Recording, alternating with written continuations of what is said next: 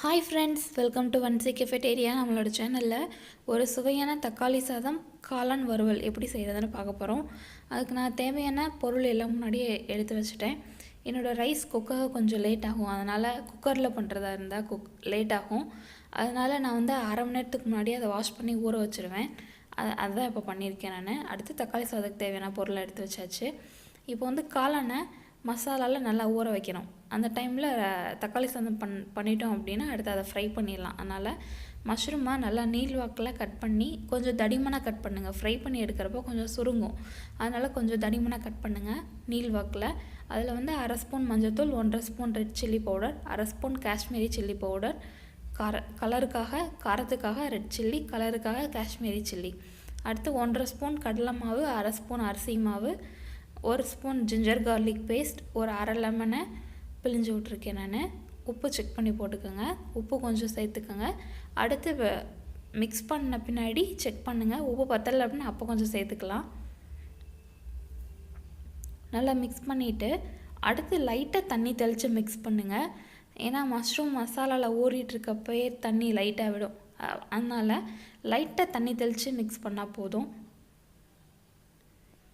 இந்த டைமில் உப்பும் செக் பண்ணிக்கோங்க.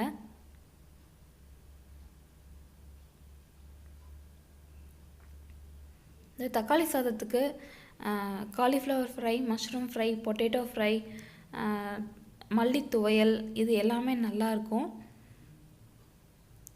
தக்காளி சாதத்துக்கு சைட் டிஷ்ஷாக வச்சு சாப்பிட்றதுக்கு. உப்பு நான் செக் பண்ணேன், பத்தலை, அதனால் இன்னும் கொஞ்சம் உப்பு நான் சேர்க்குறேன். சேர்த்துட்டு அதையும் நல்லா மிக்ஸ் பண்ணுங்கள். தண்ணி நான் லைட்டாக தெளித்து தான் மிக்ஸ் பண்ணியிருக்கேன்.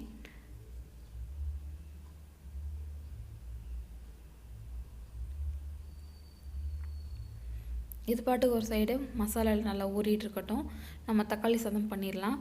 குக்கர் நல்லா ஹீட் பண்ணிவிட்டு அதில் வந்து 3 ஸ்பூன் எண்ணெய் சேர்த்துருக்கேன். அடுத்து வந்து ஸ்பைசஸ் சேர்த்துருக்கேன். ஒரு பிரியாணி இலை, ஒரு அன்னாச்சி பூ, அரை ஸ்பூன் சோம்பு, 3 கிராம்பு, ஒரு பட்டை. ஏலக்காய் ஃப்ளேவர் பிடிக்கும் அப்படின்னா சேர்த்துக்கலாம். ஸ்பைசஸ் ஃப்ரை ஆனதும் ஒரு பெரிய வெங்காயத்தை கட் பண்ணி அதில் சேர்த்துருக்கேன். அது கூடவே 2 பச்சை மிளகா சேர்த்துருக்கேன் நான். ஆனியன் லைட் கலர் சேஞ்ச் ஆகிற அளவுக்கு ஃப்ரை பண்ணிவிட்டு அந்த டைமில் நம்ம ஜிஞ்சர் கார்லிக் பேஸ்ட் ஆட் பண்ணிடலாம். ஆனியன் போட்ட உடனே ஜிஞ்சர் கார்லிக் பேஸ்ட் போடாதீங்க. ஆனியன் வந்து லைட்டாக வதங்கின பின்னாடி ஜிஞ்சர் கார்லிக் பேஸ்ட் சேர்த்துக்கோங்க. இப்போது ஆனியன் லைட்டாக வதங்கிருச்சு. இந்த டைமில் நம்ம ஜிஞ்சர் கார்லிக் பேஸ்ட் ஒரு 2 ஸ்பூன் சேர்த்துக்கலாம். சேர்த்துட்டு அதையும் நல்லா மிக்ஸ் பண்ணி விடுங்க.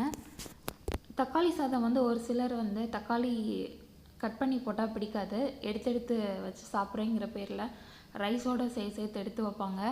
அதனால் இந்த மாதிரி அரைச்சி சேர்த்துக்குங்க. அரைச்சி சேர்த்து சாப்பிட்டாங்க அப்படின்னா வேஸ்ட் பண்ண மாட்டாங்க, எல்லாத்தையும் சாப்பிட்ருவாங்க. பச்சை மிளகா அந்த இதை தவிர ரைஸை வேஸ்ட் பண்ணாமல் சாப்பிட்ருவாங்க.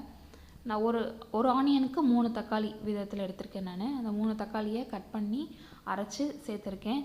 தக்காளி ஓரளவு குக்கான பின்னாடி 1/4 ஸ்பூன் மஞ்சத்தூள், 1.5 ஸ்பூன் ரெட் சில்லி பவுடர். ஏற்கனவே க்ரீன் சில்லி வர சேர்த்துருக்கனால 1.5 ஸ்பூன் ரெட் சில்லி பவுடர் சேர்த்தா காரம் கரெக்டாக இருக்கும். காரம் அதிகமாக வேணும் அப்படின்னா 2 ஸ்பூன் சேர்த்துக்கலாம். 2லேருந்து 3 ஸ்பூன்.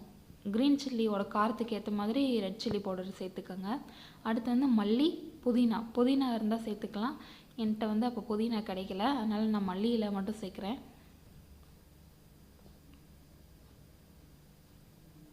அதுவும் சேர்த்து நல்லா மிக்ஸ் பண்ணிடுங்க. தண்ணி நல்லா, அதாவது தக்காளி நல்லா குக் ஆகணும், அதோட கலர் இன்னும் கொஞ்சம் சேஞ்ச் ஆகணும், லைட் ரெட்டாக மாறணும்.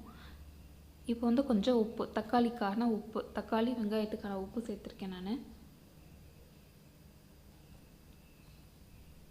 சேர்த்து அதையும் நல்லா மிக்ஸ் பண்ணிடுங்க. நான் வந்து 3 டம்ளர் ரைஸ் எடுத்திருக்கேன், அதனால் ஒரு 7லேருந்து 8 டம்ளர் தண்ணி நான் ஆட் பண்ணணும்.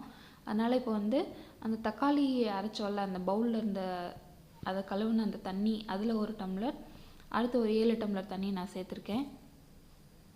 7லேருந்து 6 டம்ளர் தண்ணி. கரெக்டாக ரைஸுக்கு அளவாக தண்ணி வைக்காதீங்க, அது வந்து சரியாக குக் ஆகாது ரைஸு, இல்லாட்டி அடி பிடிச்சிரும். அதனால் 1 டம்ளர் 2 டம்ளர் தண்ணி கொஞ்சம் சேர்த்து வைங்க. தண்ணி சேர்த்தாச்சு, உப்பும் போட்டாச்சு. இப்போ வந்து நம்ம ஊற வச்சுருக்கோம்ல, கழுவி ஊற வச்சுருக்க ரைஸும் அதில் சேர்த்துடலாம். சேர்த்துட்டு இந்த டைமில் நீங்கள் உப்பு செக் பண்ணிக்கோங்க. உப்பு கொஞ்சம் அதிகமாகவே போடுங்க, அப்போ தான் அது குக்காகி வரப்போ கரெக்டாக இருக்கும். உப்பு செக் பண்ணிக்கோங்க.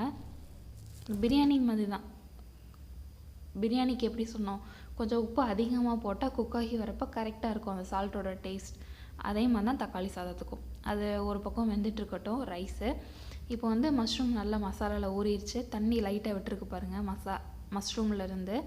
இப்போ வந்து அதை ஃப்ரை பண்ணி எடுத்துடலாம். ஆயில் ஹீட் பண்ணுங்கள், பேன் அடுப்பில் வச்சு அதில் பொரிக்கிறதுக்கு தேவையான அளவு எண்ணெய் சேர்த்துக்கோங்க. மஷ்ரூமாக நல்லா கையால் ஒன்று ஒன்றா போடுங்க, போட்டு அதை நல்லா ஃப்ரை பண்ணுங்கள்.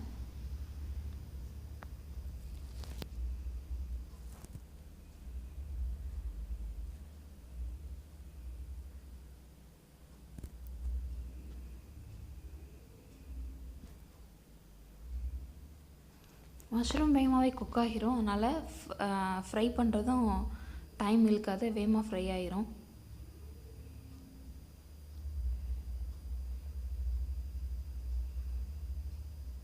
இந்த தக்காளி சாதம் வந்து 2 விதமாக பண்ணலாம். இது ஒரு ஃபஸ்ட் மெத்தட் குக்கரில் பண்ணுறது. இன்னொரு மெத்தட் வந்து நான் இன்னொரு வீடியோவில் உங்களுக்கு நான் போடுறேன். மஷ்ரூம் நல்லா ஃப்ரை ஆகிடுச்சு, அதனால் அதை எடுத்துகிட்ருக்கேன் நான். இதே மாதிரி மீதி இருக்கிற மஷ்ரூமையும் நம்ம ஃப்ரை பண்ணி எடுக்கணும். இதேமாதிரி மீதி இருக்கிற மஷ்ரூம் நான் ஃப்ரை பண்ணி எடுத்துடலாம். அதுக்குள்ளே நம்மளோட தக்காளி சாதமும் ரெடி ஆயிடுச்சு. நான் ஒரு 5 விசில் விட்டேன். நம்மளோட தக்காளி சாதம், மஷ்ரூம் ஃப்ரை. இப்போ மாம்பழ சீசனுங்கிறனால கூட ஒரு மாம்பழம். இந்த டிஷ்ஷை அவங்க வீட்டில் ட்ரை பண்ணி பாருங்கள். ரொம்ப சுவையான தக்காளி சாதம், காளான் வறுவல் ரெடி ஆயிடுச்சு. இந்த வீடியோ பிடிச்சிருந்துச்சு அப்படின்னா இந்த சேனலை சப்ஸ்கிரைப் பண்ணுங்கள். நோட்டிஃபிகேஷன் பெல் சிம்பிளையும் கிளிக் பண்ணிடுங்க.